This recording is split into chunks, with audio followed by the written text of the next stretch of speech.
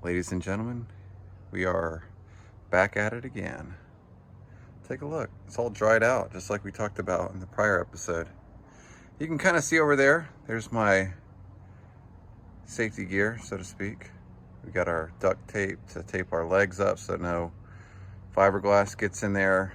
We've got our suit that we wear. I put some talc powder around my ankles and got a screwdriver basically because I'm trying to get under there and pry all that metal off. And then my mask, full face mask, sits in that bag, and I got my boots and socks. Obviously, with as hot as it is out here, I haven't put all that stuff on yet. Take a look at this mess. We've got, it looks like the vent line, fill line, and then some sort of copper line all wrapped together in, I don't know, some type of copper wire. So we gotta get that removed because you don't want to have to work around all that mess. And keep in mind too, we still need to get in there and get that foam out, right? So in order to demo that properly, we want to make sure we have full access. And looking around that drain hole, we'll need to probably get our grinding wheel in there after we get everything finished demoed on that stern.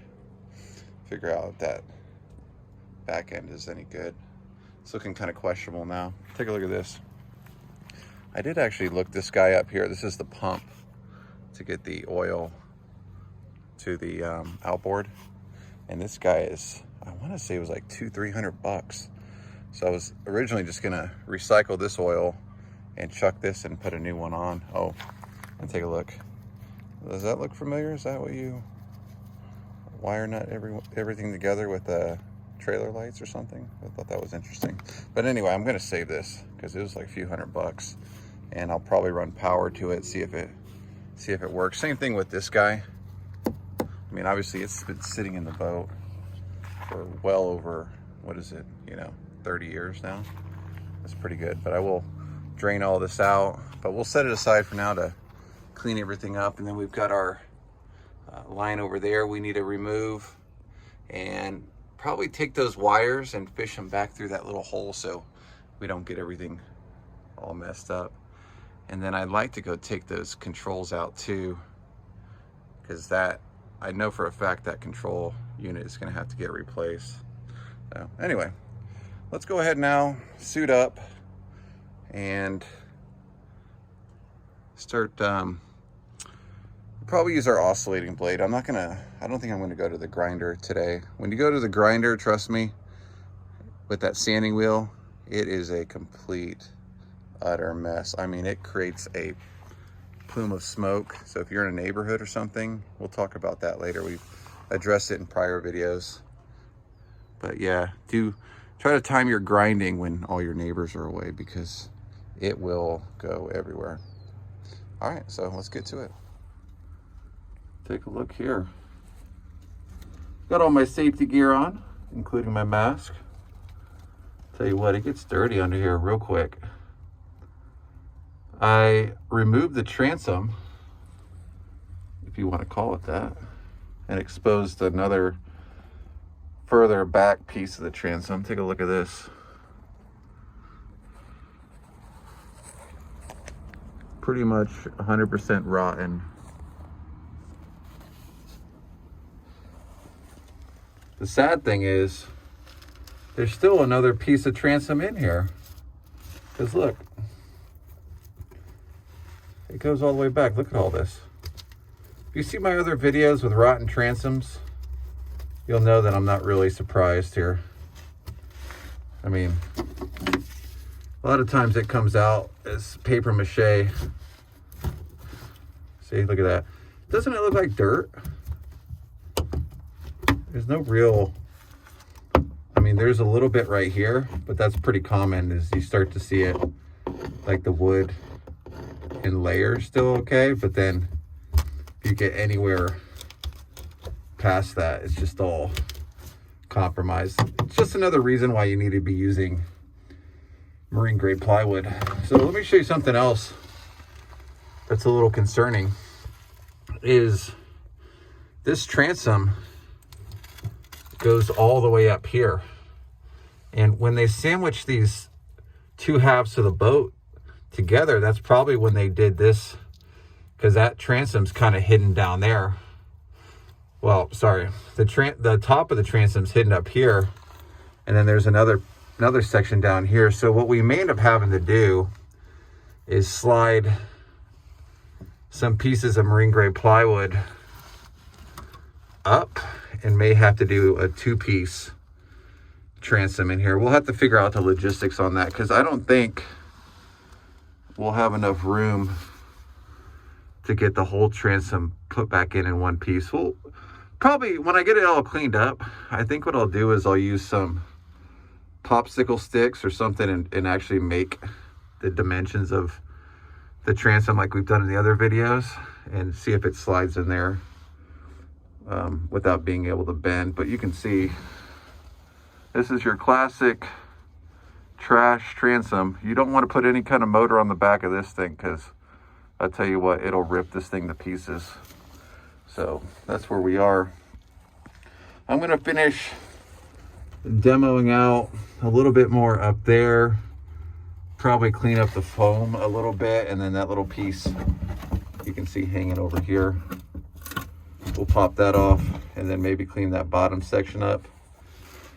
And then off camera, I'll spend a lot of time either using the oscillating blade, screwdriver, and a hammer. And I know this is probably the worst part, is getting in here and cleaning the transom. We'll talk about other pieces of the, cleanup, like where the stringers used to be. I'm going to show you a trick on this boat that we haven't done so far. You can see where the rails were with the transom. Before you get in there and start grinding all this stuff down, I'm going to show you a trick. We'll talk about it here, kind of, maybe not in this episode, but down the road here a little bit. So anyway, I'm going to go ahead and finish cleaning this up and see how much progress we can make today. I dug the center out just so you can see, number one, how deep this transom went. And I got it all the way down to the fiberglass, the outer shell. Pretty much stopped there so I could show you all. But there's probably about, 1 inch of transom here, and it's literally soaked, 100% wet from the outside all the way to the outer shell. You can't make this stuff up, folks.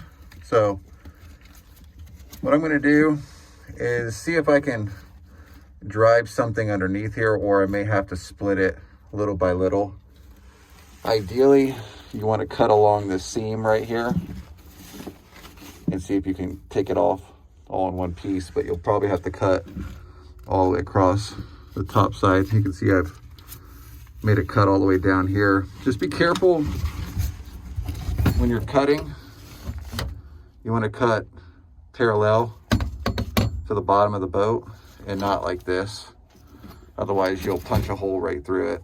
So just a quick little tip there, but that's where we're at on this one here. See how much more we can do before it gets dark out here. But this is probably, I've said it already, this is probably the most tedious part of the entire boat rebuild process, because if you do a poor job on the transom, the rest of the boat is not going to last, because this will rip off immediately when you're towing a tube behind your boat, maybe a wakeboarder, or even just driving in general, and you punch that outboard motor, right, and it rips this transom off. So do a good job, and let's continue on here. Woo-wee. Talk about a mess.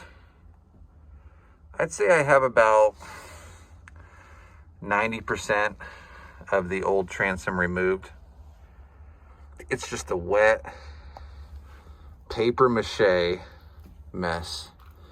If you've saw my other videos, this is probably not the worst transom I've ever rebuilt, but it's very typical, right?